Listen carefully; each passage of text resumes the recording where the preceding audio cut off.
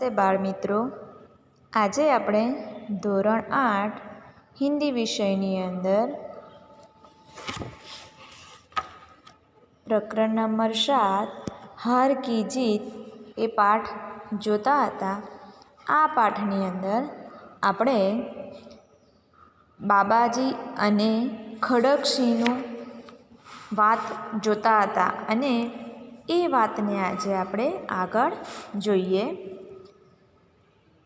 सहसा एक और से आवाज़ आई, ओ बाबा जी इस कलेजे की सुनते जाइए।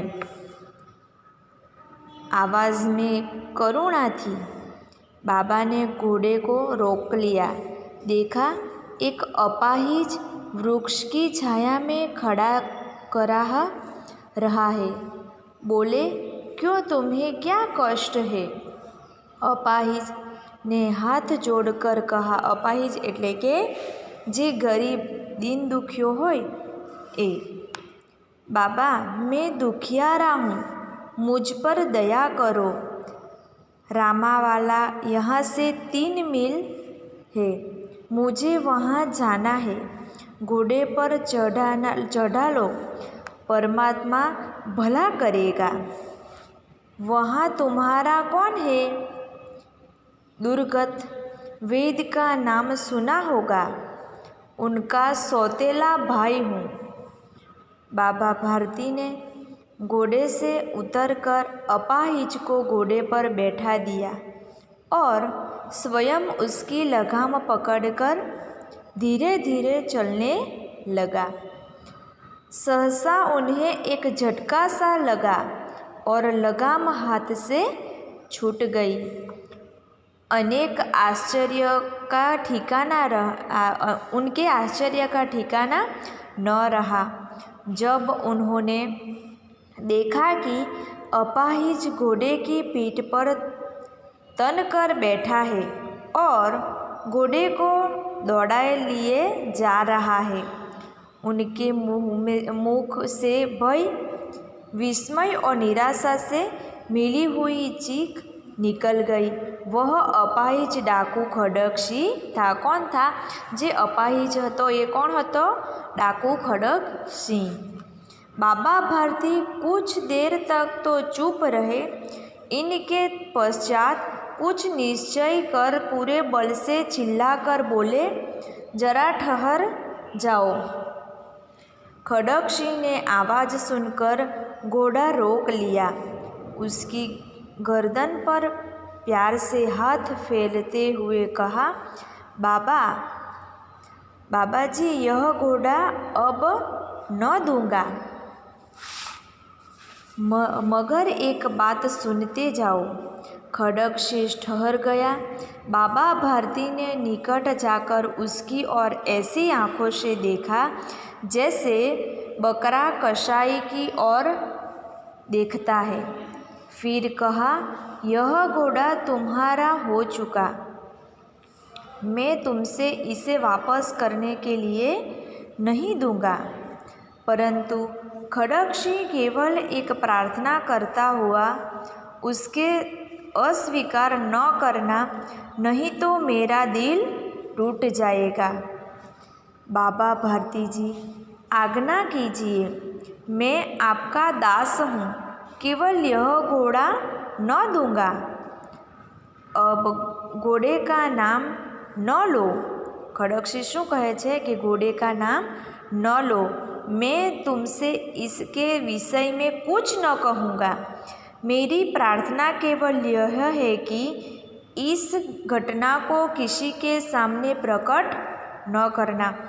खड़कसिंह शू कहे छे कि मैं आ तने घोड़ो आपीश पण नहीं अने बीजानी सामे तारे आ वातने कहेवानी पण नथी।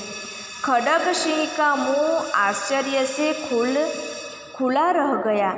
उसका विचार था कि उसे घोड़े को लेकर यहाँ से भाग पड़ेगा, परंतु बाबा भारती ने स्वयं उसे कहा, इस घटना को किसी के सामने प्रकट न करना, इससे क्या प्रयोजन सिद्ध हो सकता है। खड़कसिंह ने बहुत सोचा, बहुत सिर मारा, परंतु कुछ समझ न सका। हार कर उसने अपनी आंखें बाबा भारती के चेहरे पर गड़ा दी और पूछा, बाबा जी, इसमें आपको क्या डर है? सुनकर बाबा भारती ने उत्तर दिया, लोगों को अगर इस घटना का पता लग गया तो वे किसी गरीब का विश्वास न करेंगे। यह कहते कहते उन्हें सुल्तान की ओर से इस तरह मुंह मोड़ लिया जैसे उसका कोई संबंध ही नहीं रहा हो। बाबा भारती चले गए, परंतु उनके शब्द खड्ग सिंह के कानों में इसी प्रकार गूंजते रहे। सोचता था, कैसे उससे ऊंचे विचार है, पवित्र भाव है। उन्हें इस घोड़े से प्रेम था। इसे देखकर उनका मुंह फूल की नाई खिल जाना था। कहते थे, इसके बिना मैं न रह सकूँगा। उसकी रखवाली में वे कोई रात सोए नहीं। भजन भक्ति न कर रखवाली करते रहे, परंतु आज उनके मुंह पर दुख की रेखा तक दिखाई न पड़ती थी। उन्हें केवल यह ख्याल था कि कहीं लोग गरीबों पर विश्वास करना न छोड़ दे। ऐसा मनुष्य ही नहीं देवता है। रात के अंधकार में खड्ग सिंह बाबा भारती के मंदिर में पहुंचा। चारों ओर सन्नाटा था। आकाश में तारे टिमटिमा रहे थे। थोड़ी दूर पर गांवों के कुत्ते भौंकते रहे थे। मंदिर में अंदर कोई शब्द सुनाई न देता था। खड्ग सिंह सुल्तान की बाग पकड़ते हुए था। वह धीरे धीरे अस्तबल के फाटक पर पहुंचा। फाटक खुला पड़ा था। किसी समय वहां बाबा भारती स्वयं लाठी लेकर पहरा दे रहे थे, परंतु आज उन्हें किसी चोरी, किसी डाके का भय न था। खड्ग सिंह ने आगे बढ़कर सुल्तान को उसके स्थान पर बांध दिया और बाहर निकलकर सावधानी से फाटक बंद कर दी। इस समय उसकी आंखों में नेकी के आंसू थे। रात्रि का तीसरा प्रहर बीत चुका था।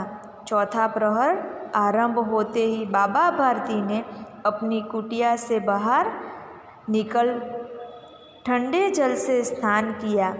उसके पश्चात इस प्रकार जैसे कोई स्वप्न में चल रहा हो, उनके पांव अस्तबल की ओर बढ़े, परंतु फाटक पर पहुंचकर उनके अपने भूल प्रतीत हुए। साथ ही घोर निशाना ने पांवों को मन भर का बना दिया। वे वहीं रुक गया। घोड़े ने अपने स्वामी के पांवों की चाल को पहचान लिया और जोर से हिनहिनाया।